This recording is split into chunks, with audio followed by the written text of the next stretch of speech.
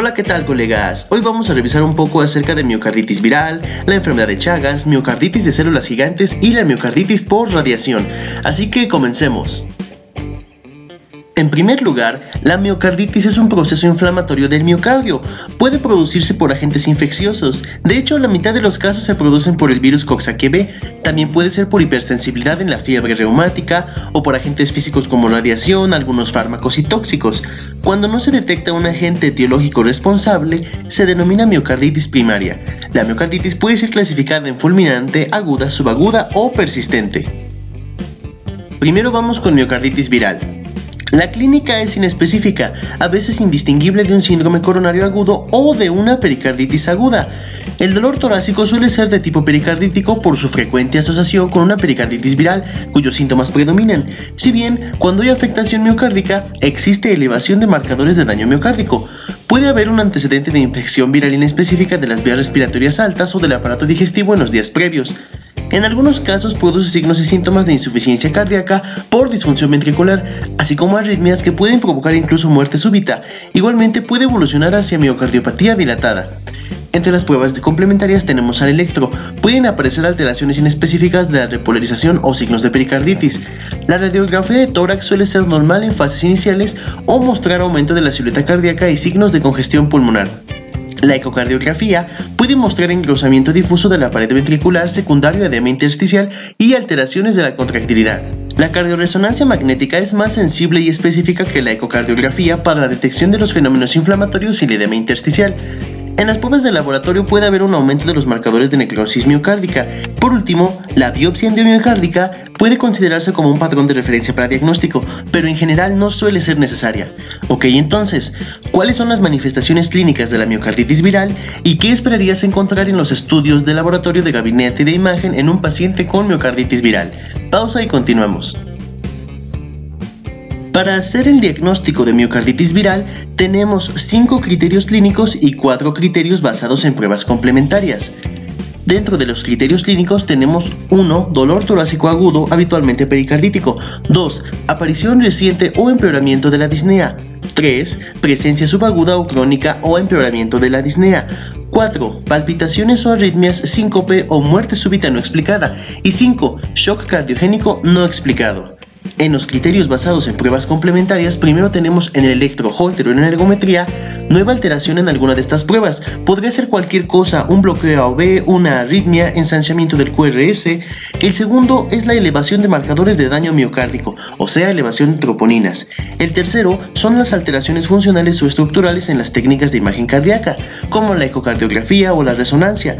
Y el cuarto es caracterización tisular mediante resonancia magnética cardíaca con edema y o realce tardío de gadolinio con un patrón compatible con miocarditis. Los criterios diagnósticos propuestos incluyen sospecha clínica de miocarditis si existe más de un criterio clínico y más de un criterio basado en pruebas complementarias de las diferentes categorías, pero en ausencia de enfermedad coronaria significativa, cardiopatías o enfermedades sistémicas que puedan explicar el cuadro clínico, tal vez unas valvulopatías o cardiopatías congénitas, hipertiroidismo, etc. En pacientes asintomáticos se deben cumplir más de 2 criterios basados en pruebas complementarias. La miocarditis suele ser una enfermedad autolimitada, pero en los raros casos en los que es fulminante, progresa rápidamente hacia la muerte en menos de 2 semanas, aunque si supera la fase aguda, la función cardíaca puede normalizarse completamente. Especialmente en casos subagudos o persistentes puede evolucionar hacia una miocardiopatía dilatada. Se recomienda como tratamiento reposo relativo y emplear fármacos para la insuficiencia cardíaca, diuréticos, IECA, betabloqueadores, todo cuando sea necesario. En casos subagudos o persistentes que no mejoren con el tratamiento habitual de la insuficiencia cardíaca, se pueden emplear inmunosupresores, como glucocorticoides, aciatoprina o ciclosporina. En los casos fulminantes no se recomienda inmunosupresores y sí tratamiento intensivo de la insuficiencia cardíaca, incluyendo balón de contrapulsación y o asistencias ventriculares, incluso estando indicado el trasplante cardíaco en algunos casos. Ok, entonces, de acuerdo al diagnóstico, ¿cómo se utilizan los criterios clínicos y los criterios basados en pruebas para un paciente sintomático y un paciente asintomático?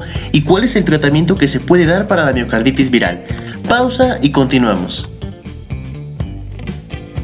Ahora, La enfermedad de Chagas por Trypanosoma cruzi es endémica en América Central y del Sur.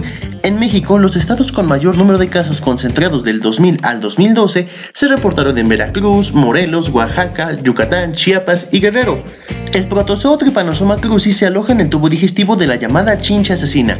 La picadura en sí no es infectante, sino que el contacto de las heces del animal con la picadura o la mucosa conjuntival origina la infección aguda por el protozoo. Pocos pacientes con enfermedad de Chagas muestran una afectación cardíaca aguda, más o menos 10%, pero cuando pasa puede producir un cuadro de miocarditis aguda fulminante. Generalmente, tras una latencia de 20 años, hasta el 30% de los pacientes presenta afectación clínica, derivada del daño sobre los ganglios y los nervios del sistema vegetativo. El megaesófago o megacolon son frecuentes, y también tenemos afectación cardíaca con frecuencia. Los trastornos del ritmo son frecuentes con bradicardia sinusal e insuficiencia cardíaca cronotrópica. Es frecuente la afectación del sistema de conducción con hemibloqueo anterior y bloqueo de rama derecha, que son marcadores de afectación cardíaca. Las arritmias son relativamente frecuentes, tanto la fibrilación auricular como las arritmias ventriculares, sobre todo relacionadas con el ejercicio, y que pueden ser extrasístoles aisladas o taquicardias por reentrada en las cicatrices miocárdicas, pudiendo producir muerte súbita. La afectación miocárdica se caracteriza por la hipocinesia de la pared posterobasal del ventrículo izquierdo, la formación de aneurismas principalmente apicales con cierta frecuencia ocupados por un trombo y con el deterioro progresivo de la función miocárdica que remeda a una miocardiopatía dilatada. El tratamiento de la afección cardíaca es similar al de la insuficiencia cardíaca crónica con IECA, betabloqueadores, diuréticos, etc. Los antiparasitarios son útiles en cuadros agudos, no obstante, su beneficio es muy limitado en la cardiopatía avanzada. La medida más conveniente es, sin lugar a dudas, la prevención y la desparasitación de las áreas endémicas con empleo de insecticidas para matar al vector.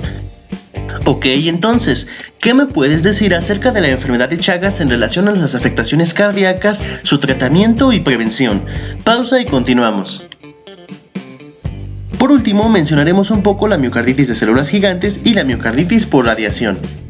La miocarditis de células gigantes es una enfermedad inflamatoria del miocardio que puede cursar con insuficiencia cardíaca rápidamente mortal y arritmias, y en la que aparecen en la biopsia endomiocárdica células multinucleadas. Su etiología es desconocida y se asocia en ocasiones con patologías autoinmunes o infecciosas. El pronóstico es muy malo a pesar del tratamiento con inmunosupresores, por lo que en general son pacientes que deben valorarse para trasplante cardíaco. Por otro lado, ocasionalmente la radioterapia puede inducir una pericarditis aguda o cuadros leves de disfunción sistólica transitoria. Esto se llama miocarditis por radiación. En algunos pacientes, años después de la exposición a la radiación, aparece la alteración cardíaca, que suele ser en forma de fibrosis miocárdica. Su comportamiento es similar a la miocardiopatía restrictiva con calcificación ocasional y fibrosis valvular acompañante que produce insuficiencia asociada. Asimismo, puede producir tardíamente estenosis en las arterias coronarias.